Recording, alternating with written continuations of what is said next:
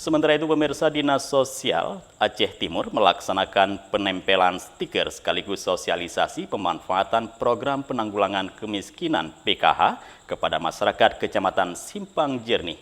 Perjalanan harus dilakukan dengan mengarungi sungai dengan air yang cukup deras sebelum tiba di wilayah pedalaman Kabupaten Aceh Timur.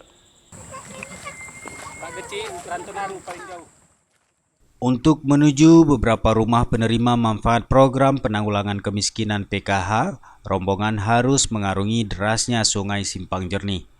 Kepada masyarakat, Kepala Bidang Perlindungan Jaminan Sosial Dinas Sosial Aceh Timur, Saharani, menyampaikan sosialisasi manfaat PKH kepada masyarakat.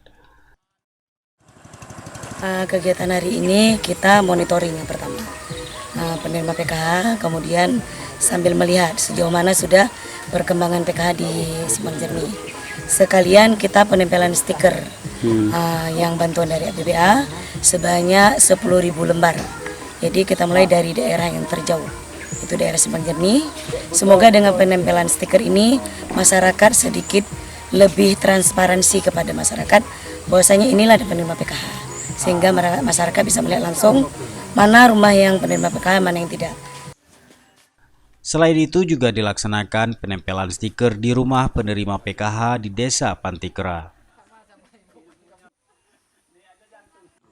Untuk Aceh hari ini setelah ada penambahan data KPM validasi yang terbaru, totalnya 298.000 KK.